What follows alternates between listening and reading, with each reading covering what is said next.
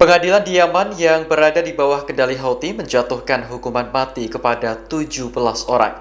Mereka dieksekusi atas tuduhan melakukan aksi spionase untuk Israel, Amerika Serikat, dan Arab Saudi. Dikutip dari Al Jazeera, eksekusi dilakukan pada Sabtu 22 November pagi waktu setempat di tempat umum di kota Sanaa. Tujuannya untuk memberi peringatan kepada siapapun agar tidak melakukan hal serupa. Dalam kasus ini ada 3 terdakwa lain yang juga diadili. Seorang wanita dan seorang pria dijatuhi hukuman 10 tahun penjara, sementara pria lainnya dibebaskan dari semua tuduhan.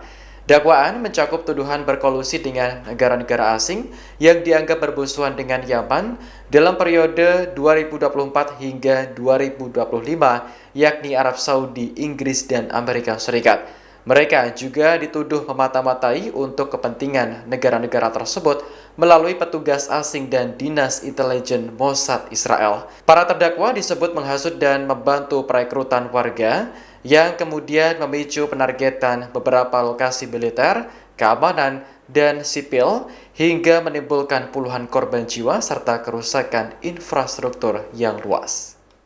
Rusia menyatakan keprihatinan serius atas laporan bahwa Israel mensponsori sejumlah kelompok Palestina untuk memerangi Hamas. Jika laporan tersebut benar, maka dikhawatirkan dapat menimbulkan konsekuensi berbahaya di kawasan. Dikutip dari Al-Mayadin, hal itu disampaikan Wakil Tetap Rusia untuk PBB, Vasily Nebenzia, dalam sidang membahas Timur Tengah pada Senin 24 November. Ia juga mengecam pernyataan Menteri Keamanan Nasional Israel, Itamar Ben-Gvir, baru-baru ini.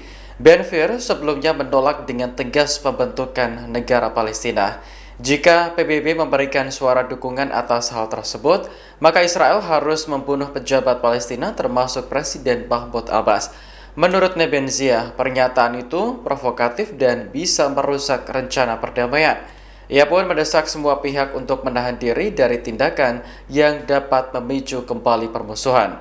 Rusia percaya bahwa pasukan stabilisasi internasional di Gaza harus berfungsi dengan kerjasama pihak Palestina. Sebelumnya, kelompok anti-Hamas kian merajalela di jalur Gaza, bahkan beberapa di antaranya dibackingi Israel. Mereka terdiri atas milisi baru, kelompok berbasis klan keluarga, hingga geng kriminal.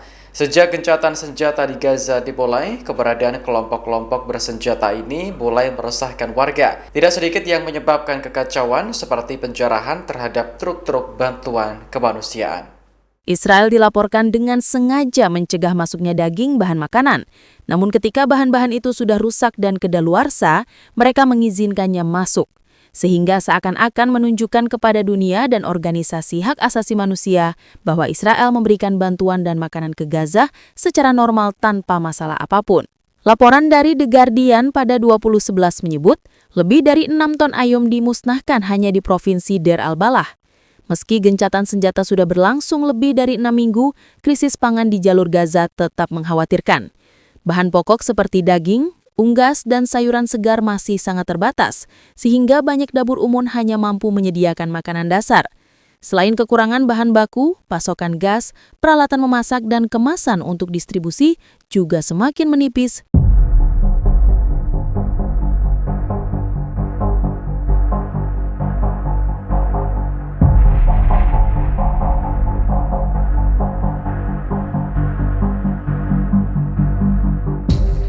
Garda Revolusi Islam Iran mengutuk serangan Israel yang menewaskan kepala militer Hizbullah Lebanon. Pada Senin 24 November, Iran bersumpah akan membalas pembunuhan tersebut. Dikutip dari Al-Arabiya, Garda Revolusi Islam Iran menilai tindakan Israel sungguh biadab. Menurutnya, Hizbullah dan seluruh poros perlawanan yang didukung Iran berhak untuk membalas dendam. Sebelumnya, Kepala Militer Hizbullah Haitham Ali Tabtabai tewas akibat serangan Israel di pinggiran Beirut pada Minggu 23 November. Tabtabai adalah komandan Hizbullah paling senior yang tewas oleh Israel sejak dimulainya gencatan senjata pada November 2024. Jenazahnya langsung dimakamkan di Beirut pada Senin dan dihadiri oleh ribuan pelayat. Mereka turut meneriakan slogan-slogan yang menentang Israel dan Amerika Serikat. Sementara itu, Kementerian Luar Negeri Iran juga mengutuk pembunuhan terhadap Tabatabai. Iran menyebutnya sebagai pelanggaran mencolok terhadap gencatan senjata yang dimulai pada November tahun lalu dan pelanggaran brutal terhadap kedaulatan nasional Lebanon.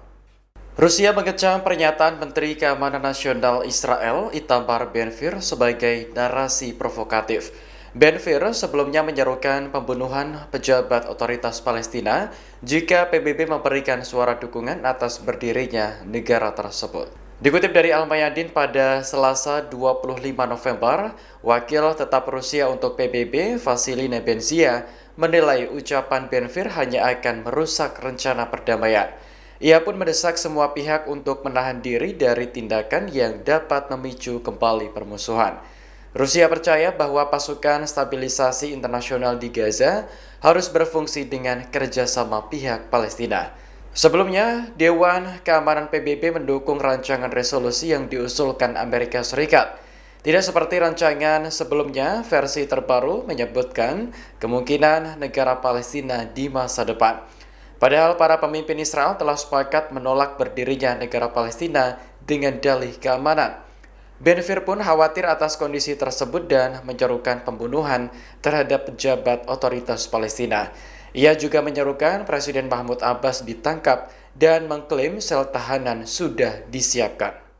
Latihan staf umum militer Israel bertajuk Pertahanan dan Kekuatan resmi dimulai pada 23 hingga 25 November 2025. Latihan ini dijadwalkan berlangsung selama 2 hari untuk menguji sekaligus meningkatkan kesiapan IDF dalam berbagai skenario komando. Di bawah arahan Kepala Staf Mayor Jenderal Eyal Zamir, latihan dibuka dengan uji mendadak yang ditujukan untuk menilai kesiapan divisi ke-210 saat menghadapi ledakan tiba-tiba. IDF juga mempraktikkan penilaian situasi, proses pengambilan keputusan, serta pengaktifan kesiapan di seluruh tingkatan komando. Pengelolaan pasukan di zona perang turut disimulasikan dalam latihan tersebut. Selama latihan berlangsung, terlihat pergerakan pasukan di dataran tinggi dan lembah Golan. Suara ledakan terdengar di area tersebut dan aktivitas pesawat serta aset udara lainnya turut terasa oleh warga sekitar. Militer menegaskan tidak ada kekhawatiran terkait insiden keamanan dalam latihan ini. Latihan tersebut merupakan bagian dari jadwal divisi operasi untuk menerapkan rencana operasional IDF. Kegiatan ini telah ditetapkan sebelumnya sebagai bagian dari rencana latihan tahunan IDF tahun 2025. Download Tribun X sekarang, menghadirkan lokal menjadi Indonesia.